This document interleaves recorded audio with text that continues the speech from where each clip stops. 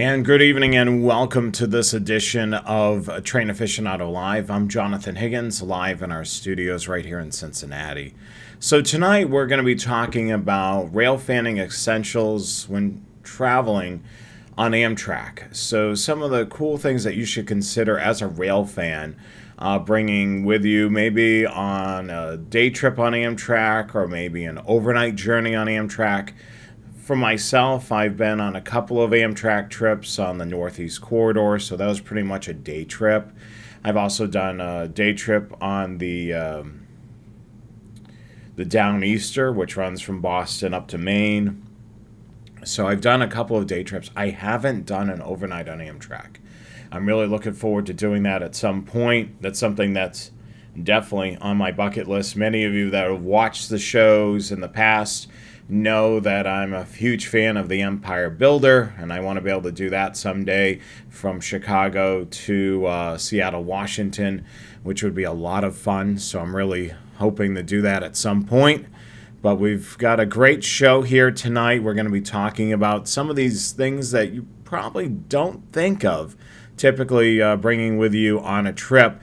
So if you're just an average Joe or Jane, that's taking a trip, these are going to be items that a rail fan would consider bringing on a trip. Of course, there's a whole bunch of other things, to prepare for the trip, but these are things that a rail fan should consider bringing with them. So we're going to go through the 10 rail fanning essentials tonight during the show. So, of course, there's a scanner on the screen as well. So, of course, we're going to talk about that coming up in an upcoming slide. So let's go through our slides and talk about tonight's program. As always, as I mentioned at every show, make sure you subscribe to us on YouTube, Train Aficionado on YouTube. And while you're out there on social media, follow, like, and subscribe to our other social media as well. Facebook, Twitter, and Instagram. So we're across the board on all the major social media channels at Train Aficionado. So make sure you do that. And while you're at the Train Aficionado YouTube channel, check out the wide variety of videos that we have on the channel. We have a lot of produced content, and we also have a lot of our programs that have aired over the last several years. They're all there so you can watch. In case you're just discovering the channel, you can check out all the videos that we've done in the past. For instance, we have a video for rail fanning for beginners where we just go over the very basics, what it's all about, in case you're getting into this hobby. So there's certainly that video as well. But there's a whole bunch of videos on the channel, so you can certainly binge watch whenever you have some free time, and certainly some good videos there. We've got some big news. Now, a lot of you have realized that we've done a whole bunch of shows talking about, our Cincinnati, Ohio Railfan Scanning 101. Now, this has been an in-person class. So this time around, on Friday, January the 19th, 2024, can you believe it? We're already in 2024. I will be hosting another class. It'll be at the Cincinnati Museum Center, which is otherwise known as the Cincinnati Union Terminal, the historic train terminal right in downtown Cincinnati. A part of the Cincinnati Railroad Club, I will be doing a class, Rail Fanning Scanning 101. So that'll be Friday, January the 19th. So if you're in the Cincinnati area, you can sign up on the website. There's actually a link down below in the description for you if you want to be in person. And we've got a new thing. We're actually going to be doing this live online. So we're going to have an online audience as well. Basically for this night class from 7 p.m. to 9:30. You'll be able to sit in on the class, whether you're in person at Cincinnati Union Terminal, or you can join in online. So it's going to be a first ever doing this online. So I'm really excited about doing it, virtually and in person. So that'll be Friday, January the 19th. Sign up for that, and hope to see you there, whether it be in person or online. Looking forward to meeting all of you virtually or in person. So that'll be a fun event coming up, and of course it is free. we highly recommend, becoming a member of the Cincinnati Railroad Club. It's a great organization right here in Cincinnati. They do send a monthly newsletter, and they also have some great programs locally at the club, and they also have some programs that you can see virtually as well. So they'll have a meeting where they're able to stream it out, and you're able to see it on YouTube, be able to see the presenter. I've done a couple of those presentations for the Cincinnati Railroad Club. So hopefully in 2024, I'm hoping to do at least a couple of presentations in their 12-month lineup, which will be great. I haven't been slated for one as of yet, but if I do, I will let you guys know. And then that'll be, of course, a program that would be streamed out, so you'll be able to see it even if you're hundreds and hundreds of miles away. Along with all that, make sure you support the channel.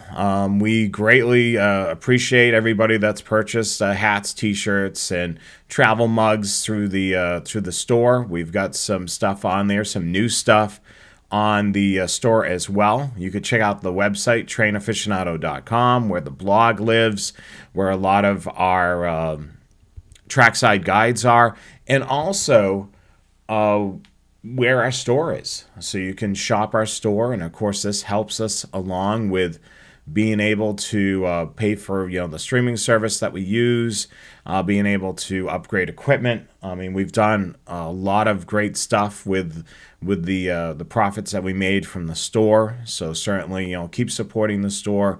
We've got some really great baseball hats that are on the website. I actually have one and I love it. I mean, it's a really great hat.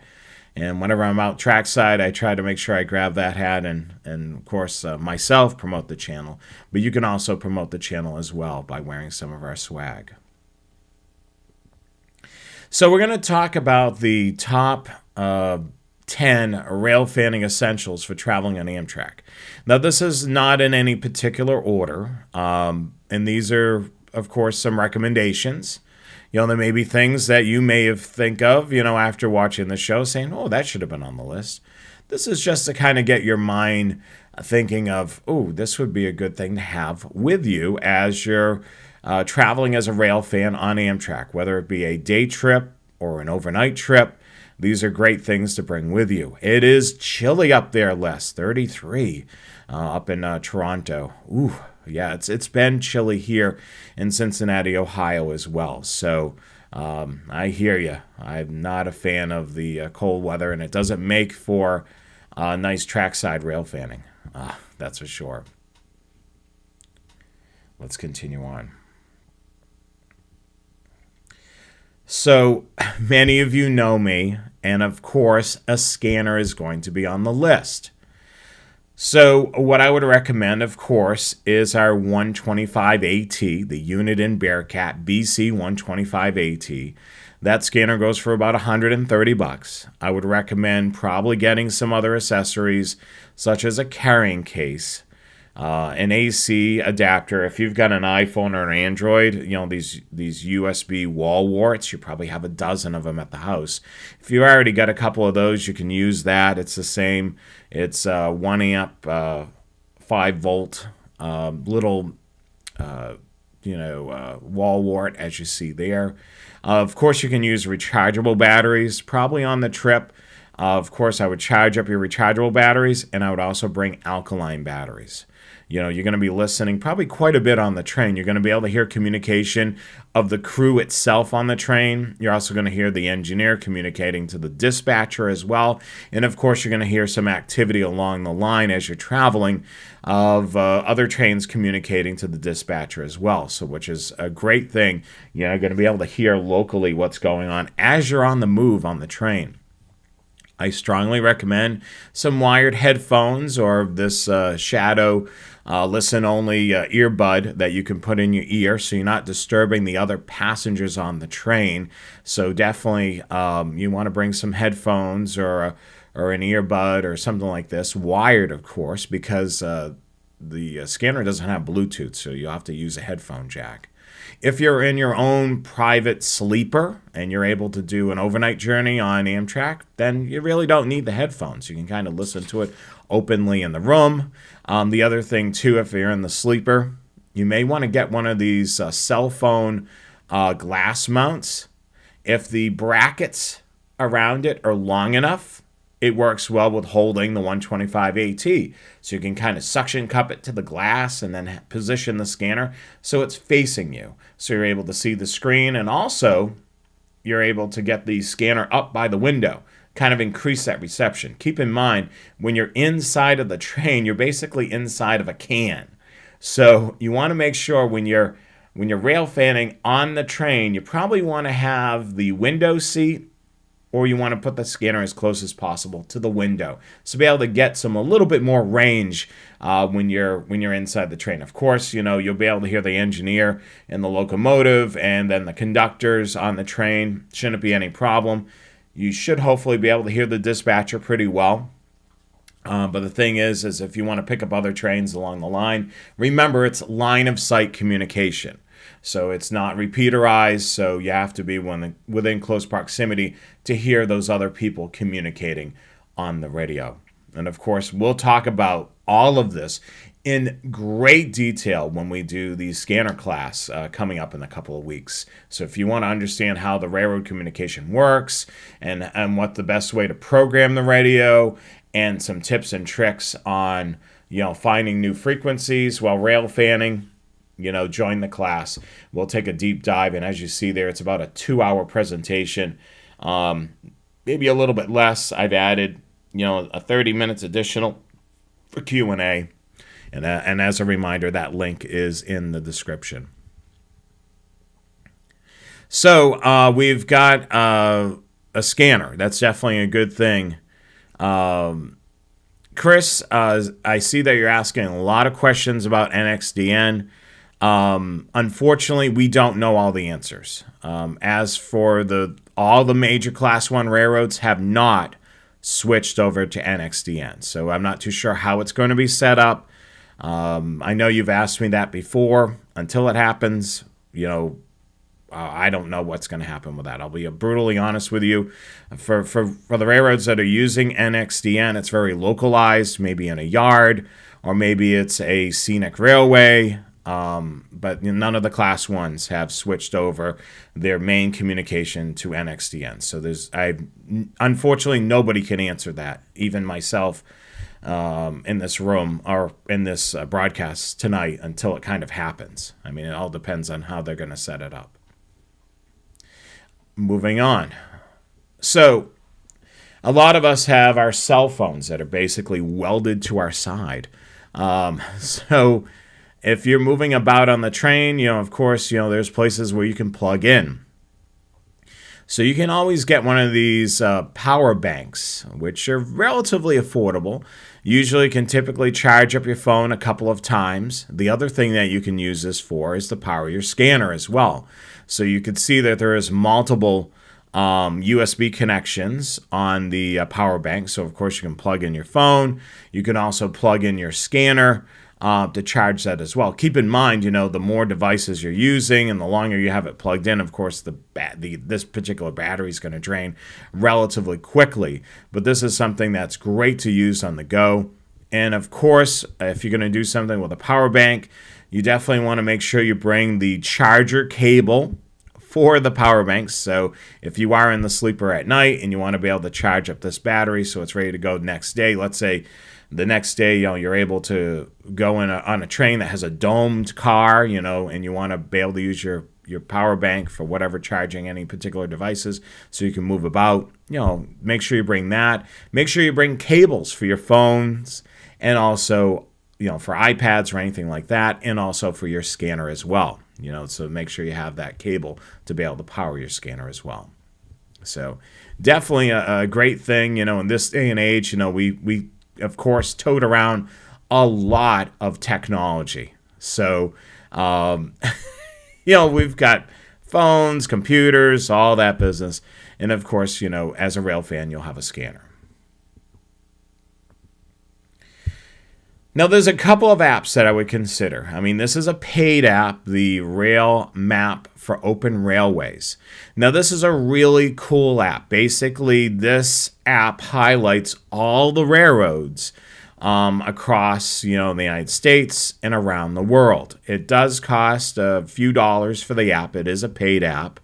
And you can actually turn on location services on your phone, which will then plot you on where you are in the map. Now, this map is pretty unique because its prime focus is the railroads. So the railroad lines are the most prominent thing on this map. As you can see here, we're looking at Glendale, Ohio, and then that orange line that's going from top to bottom is the Cincinnati district for CSX. So that basically is highlighting that particular line there. And of course, you're able to see, whether there is a, various things like a track that goes off to an industrial, abandoned railroad lines, all types of cool things here. It's certainly a great app. You can also see where there's railroad crossings as well. So, and of course, you can turn on location services. So this will allow you to be able to kind of be on the train and be able to see where you are as you're traveling. Now, this is certainly a great app. I would recommend downloading this. It's only costs a couple of dollars, and it's really a great app. I use it all the time. There's also a website, which is free to be able to use that. But, if you're on the go and you're on the train, you can certainly do this, turn on your location services, and you'll be able to see where you're at as you're traveling on the train, which is a really cool thing, especially at night when it's dark and you're like, where are we? You kind of can see some landmarks as you're traveling by, but you may be traveling through a rural section where there's not so many towns, and you kind of want to see exactly where you are along the line and kind of see some cool stuff. Maybe you'll be able to spot that siding that's over on the map or a spur that's off the line just by looking at the app as well. And of course, abandoned railroad lines, which is super neat and super cool. I'm always talking about open railway maps because it's certainly a really cool tool to be able to use. Now, if you're riding the Amtrak Acela or the regional along the Northeast Corridor, this is a really cool app to download. Now, there's several of them that are on either the two stores, whether it be the Android or the Apple, depending on if you have an Android or an iPhone. There's several of these apps. They're typically free. This will kind of give you an indication of how fast you're going on the train. And it's really cool to be able to do that when you're on the Northeast Corridor, be able to see how fast you're going, anywhere from 100 miles an hour to, 150, depending on where you're located on the corridor. But this is an app that I've used, and it's a lot of fun to be able to see how fast are we going right now. And you can do this on your smartphone as well. Now, many of you probably say, I've got this, but it's built into my car. Of course, back in the day when GPSs did come out, they weren't built into many of the modern cars of today. So you would buy a GPS that looks like this. And you can still buy these for relatively inexpensive. And many times the maps will actually show the tracks. So you could actually, if you were in the sleeper car, you could set this up in the sleeper car and be able to see where you're at on the line. You're able to see the speed that you're going as well. Because remember, the GPS will show not only, where you're at, it'll show how fast you're going as well. And then, of course, instead of being on roads, it'll show that you're on the tracks. So a lot of people that have traveled on train quite a bit typically will have one of these. They'll mount it in the glass on the sleeper, set it up, and then they're able to see exactly where they're at as they're traveling on the train. So it's certainly cool if you're trying to look out for certain landmarks or be able to see where certain lines interchange with the line that you're on. It's a great, great tool. And usually these are relatively small, easy to throw in a suitcase. A lot of times, they come with a cigarette lighter adapter. You can get a adapter which interchanges this from a cigarette lighter adapter to a wall plug, which is something that you can pick up. I do have one of those. I came across that adapter the other day, and I hold on to that in case I'm doing something like this. So you can, of course, get these relatively cheap, and then you're not bogging down your phone, running the apps that I mentioned, the speed one or the open railway maps, because you're able to run it on this little device and be able to periodically look. So if and when I ever do an overnight train trip, I'm probably going to do this. I have one of these GPSs, so I'm probably going to bring that with me. Of course, I'm going to have my scanner. So I'm going to definitely set up in my sleeper. I'm going to have quite a cool setup with my scanner, and then, of course, one of these GPSs. And my dream is to be able to do one of these overnight trips. Maybe it's a 3-day overnight trip on the train, and do some live blogging, which would be really cool. Write a post each night, about, what I saw, what I had for dinner on the train, any unique, fun little things that have occurred, people I met. I would definitely put together a blog entry each night. So that's something that's on my bucket list, and hopefully I'll be able to ride on many of these lines someday, as time and, of course, money allows. Dale, welcome to the show. I know you're a super fan of the Empire Builder. And, he's always mentioning about those fun coupons. So hopefully when I do have some fun coupons, I will do one of these railroad journeys where I take an overnight on Amtrak on one of the many lines that go across the United States.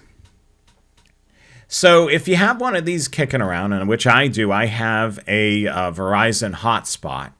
Oftentimes, if I'm out and about trackside, I'll bring either my Mac laptop, or I'll bring my Chromebook, and I'll set this up, and I'll be able to start writing on there. And then if I'm close to being able to publish, I'll do it right on my Mac and publish it, the blog post right there.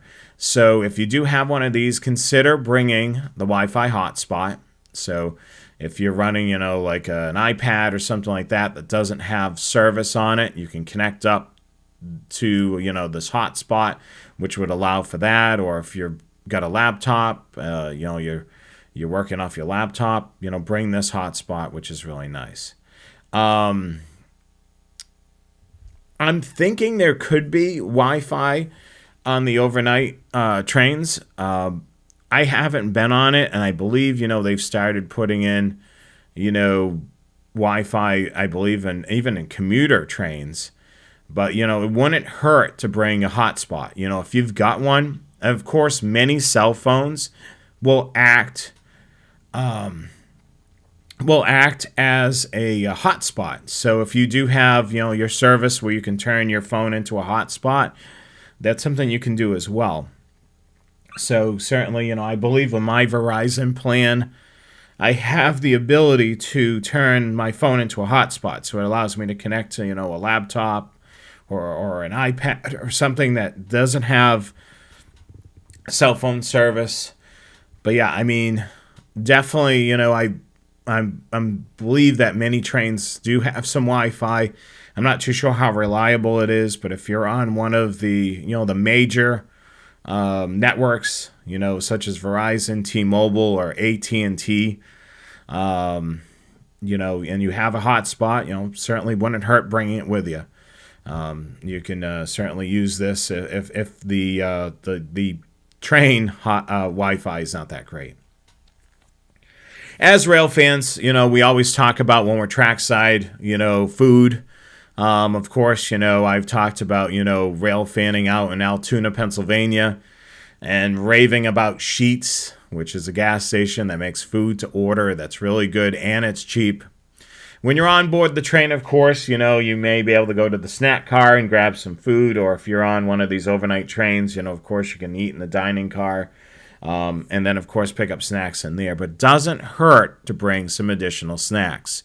So, of course, make sure you bring plenty of beverages to drink, such as water or energy drink or anything that you like to drink. And then, of course, maybe some crackers and something, light that's easy to stick in a bag. If you get a little hungry, you get a snack readily available. So don't forget about, drinks and snacks is a great thing to bring along with you.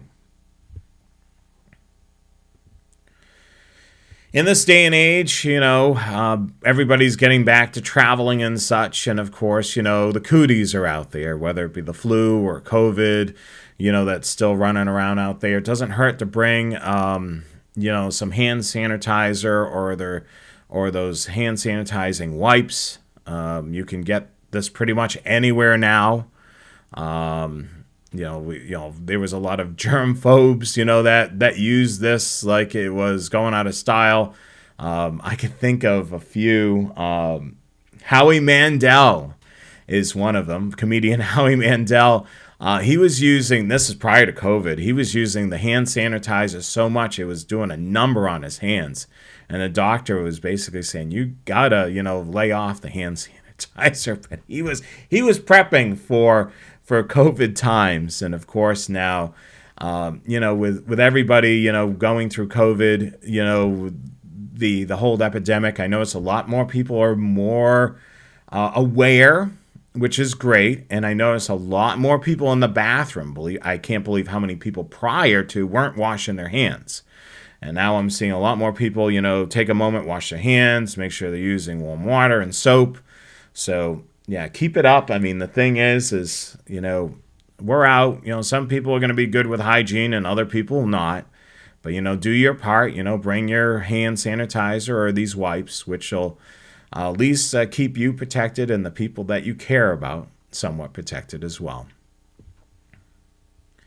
And, of course, while you're eating those snacks as well, in case you've got, like, Doritos or something that gets all over your hands, this is good as well, to kind of get those hands clean. Or cheese puffs. Cheese puffs certainly can make your hands messy. But, yeah, certainly consider hand sanitizer as well. All right, so we've talked about a whole bunch of little oddball things. So a scanner, maybe a GPS, a little receiver, batteries, AC adapters, cables, a whole bunch of odd little things.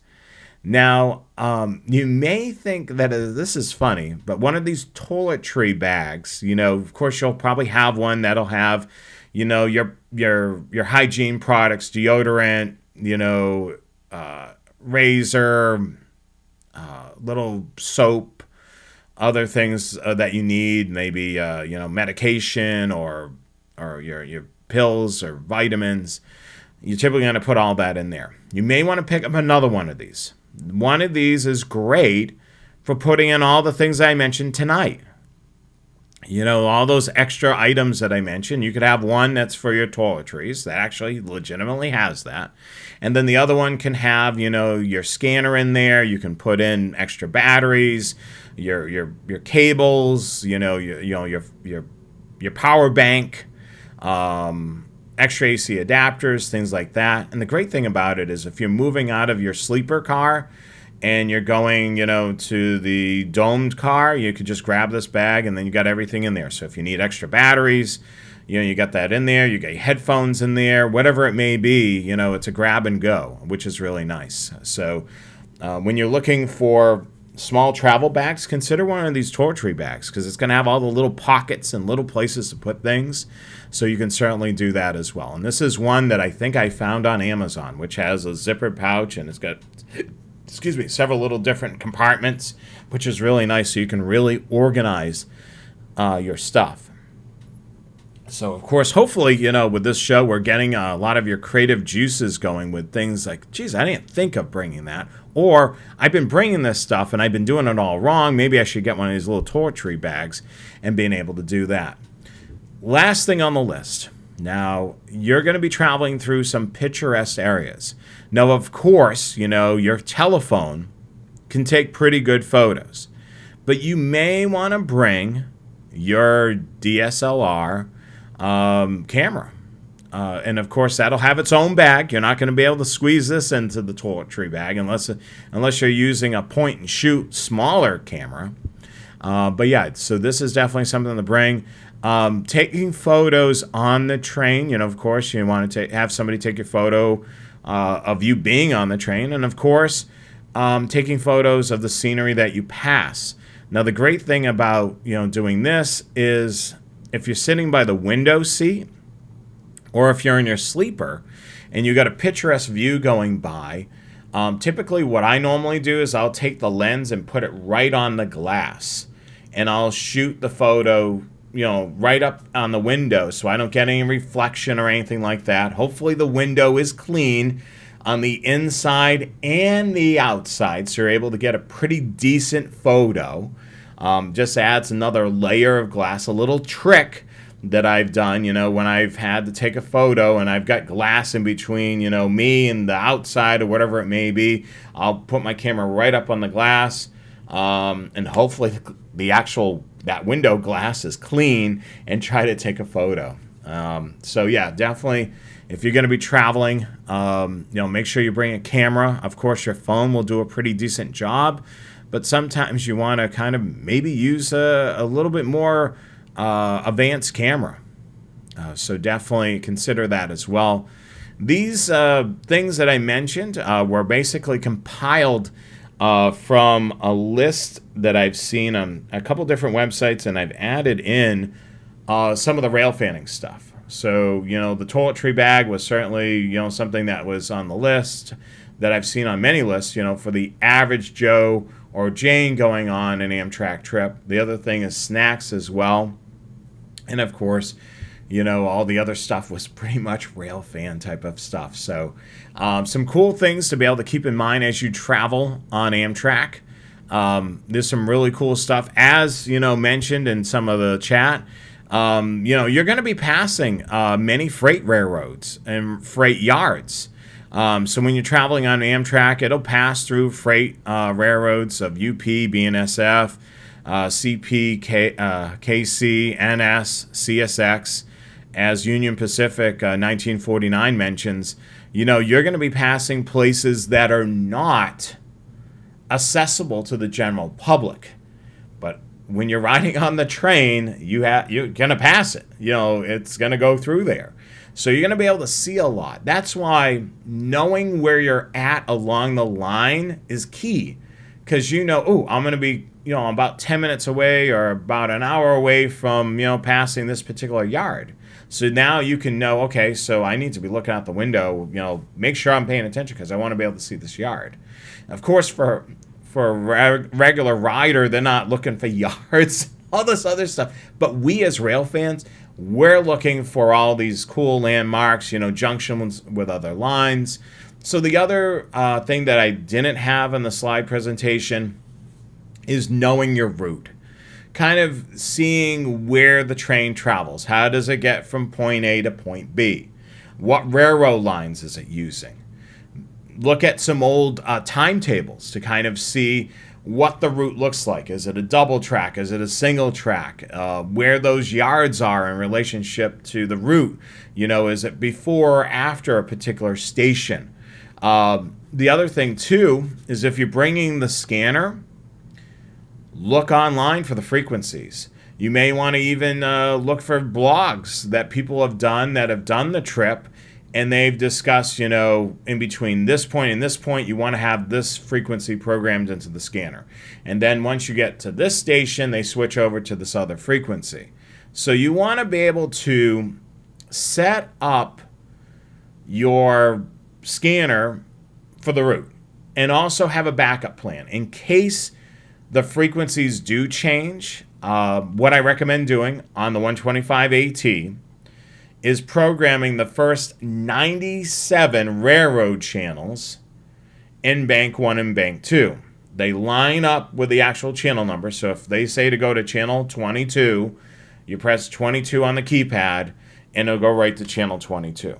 And of course, in other banks, you have 10 banks in the scanner, so bank 1 and bank 2 will comprise of the first 97 channels, and then after that, you're at channel 101, which is bank 3, because each bank has 50 channels per bank. You would program in the known frequencies, so maybe program them in order, and maybe scan 12 frequencies together so you can follow the channel switches as well. And if you know the route well enough and they only use one frequency, the great thing about it on a scanner, lock it in on that channel. You don't miss a single radio transmission. You're able to hear anything that's going on the line, anything that the crew's communicating to the engineer or the engineer's communicating to the crew.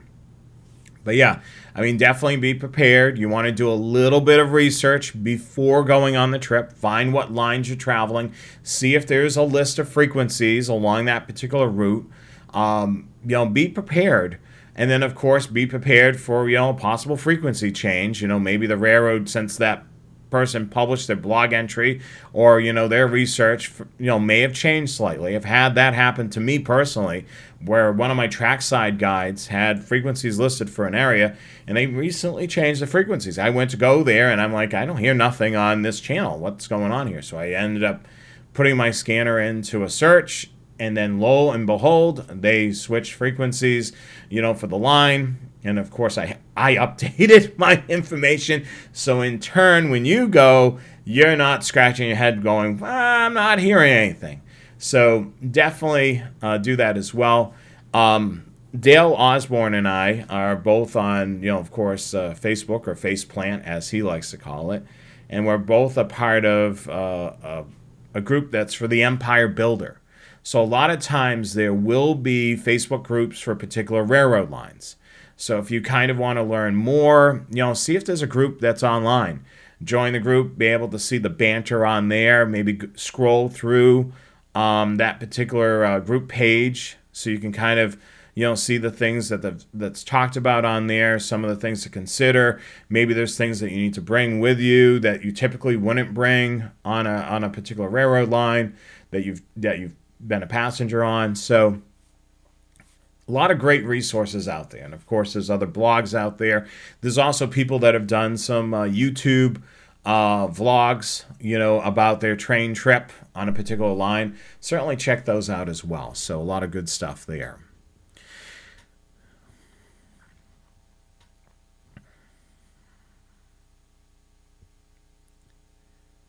So Todd's asking about doing a custom paint job on his 796 outer case. When I bought it, the top didn't good. I'll take it off to the radio course. Oh, I see. Okay. Yeah, I noticed that with some of my radios because of the, oops, I just made my hair stand up. Huh, that's funny. So anyway, live show. With some of the cases I've had, on the radios, it does get occasionally scratched or nicked, and that's typically a flat black paint. But if you're pretty good with a paintbrush, you may be able to do some custom painting on that black case, as long as you're not looking. Of course, the 796 is well out of warranty, so you don't need to worry about Uniden saying, what the heck is this? This is the funky retro color scheme that we never carried. Most, for whatever reason, most scanner enthusiasts love black. They like their radios to be, that flat black finish. But some of you out there may want to do something a little bit cool with it, which I think that's really neat. Any other questions or comments? Certainly post those in the chat right now. Les, I'm sorry to hear that your arthritis is acting up, I'm sure, because of these cold temperatures. So, but I'm able to read your questions and comments with no problem. Greatly appreciate you tuning in each and every week. I see a lot of our regulars: Chris Schultz, John. Let's go rail fanning. He even has his popcorn tonight. Union Pacific, Lincoln, the Bow Line. Welcome to the show. And Todd, and of course Dale watching. And those of you that haven't piped into the chat, welcome as well. So we really appreciate all of you. Make sure you hit the subscribe button. We will be putting out hopefully some produced content relatively soon. And that won't be a part of the live programming. So you want to get notifications of that produced content that's being put out there. So certainly keep that in mind. That's cool. So he knows a few hams that were train crews. They talk on the ham repeaters en route on the train. That is interesting. So that's really an interesting thing that they've got their ham rig with them and they're able to communicate on the ham repeaters while en route on the train. So that is really neat. Let me do a couple of slides, and then if anybody has any additional questions or comments, certainly post it in there. We'll finish off the show with that as well. So let me go back to the slide deck. This is tonight's presentation. 10 rail fanning essentials for traveling on Amtrak. And of course, Amtrak or even the commuter rail trains. You can consider, bringing some of the stuff that I mentioned during this program. If it's a long distance commuter rail line, I know that Florida just recently expanded its service down there, connecting up to Orlando. So you're going to be on the train a little bit longer, maybe, downloading one of those apps to be able to see, how fast you're going, or even downloading the app for the open railways to be able to see where you're at along the line. So certainly some good stuff there. As I mentioned at the top of the show, we do have a rail fanning class that's coming up at the Cincinnati Museum Center, which is the Cincinnati Union Terminal. For us rail fans, we probably can call it by the Cincinnati Union Terminal, but it's known as the Cincinnati Museum Center. The class will be Friday, January the 19th.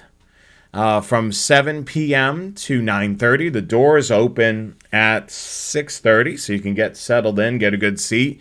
And guess what? We are offering this online as well at the same time. So you'll be able to join the in-person class for this online presentation. We're going to be using a software that's like Zoom. So if you're familiar with Zoom, you probably want to make sure that you have a working microphone. And you also have a working cam if you want to be seen on the camera. But certainly a working microphone will be in order because we're going to open up private some Q&A at the end to be able to ask some general questions.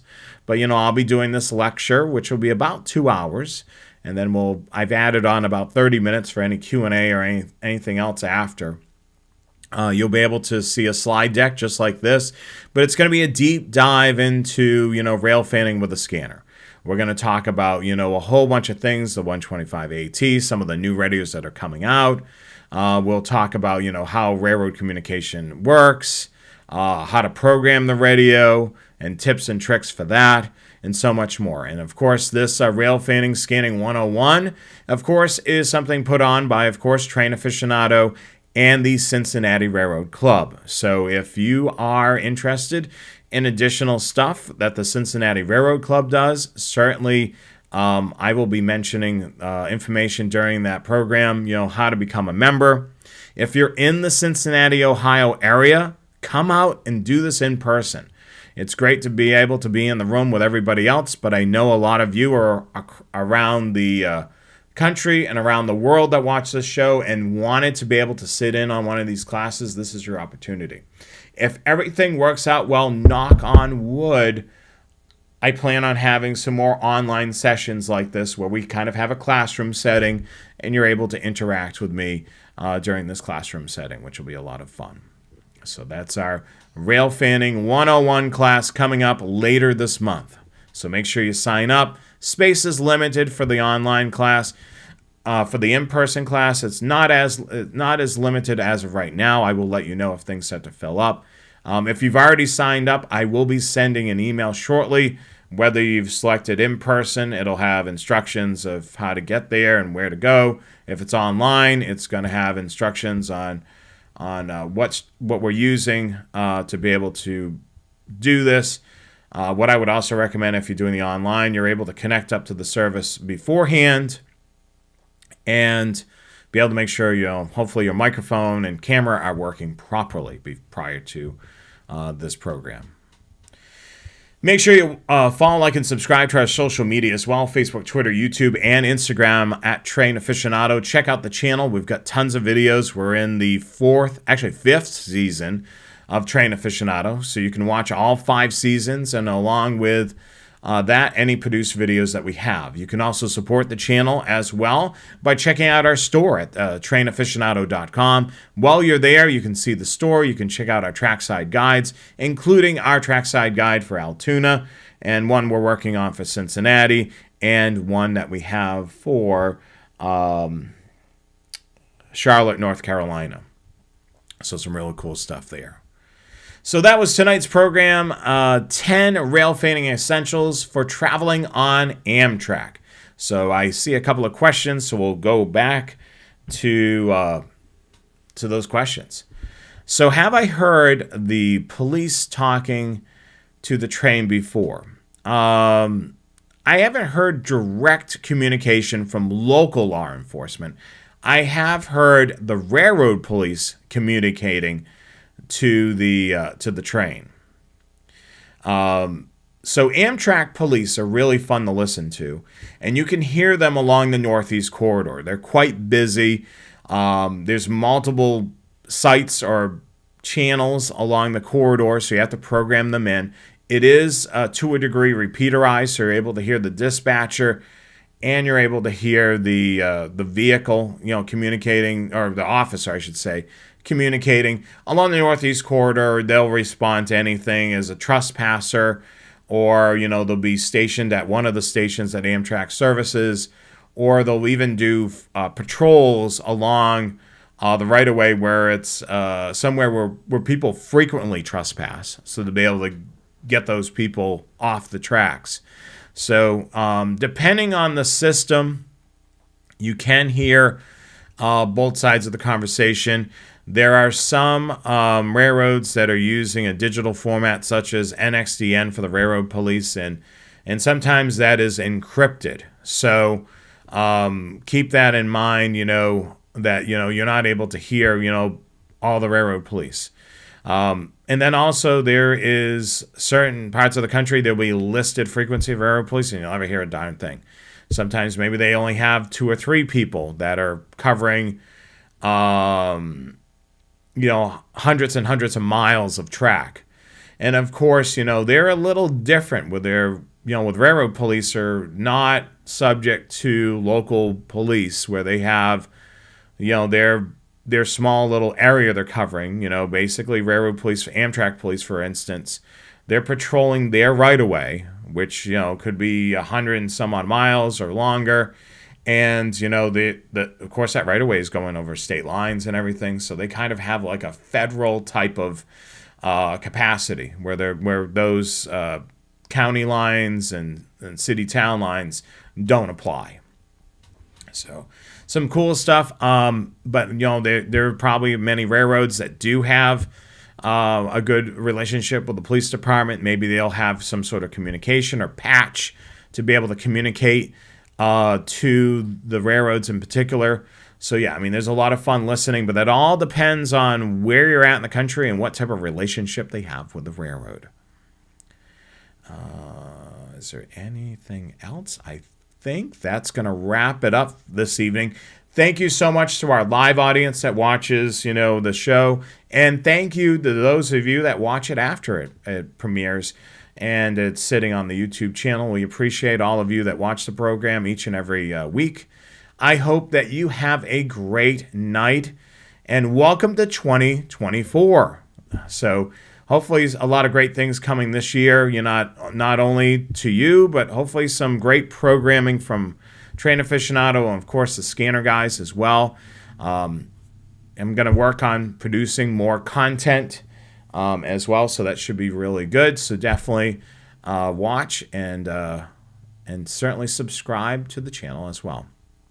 Those of you that are in cold climates, keep warm, and we'll catch you again hopefully next week for the scanner guys, I am traveling, so I may or may not produce a show. I'm currently trying to figure out what I'm going to do for that show. If I'm going to do a produce type of thing for the scanner guys, I will let you guys know on social media if there'll be a break that week because I am traveling.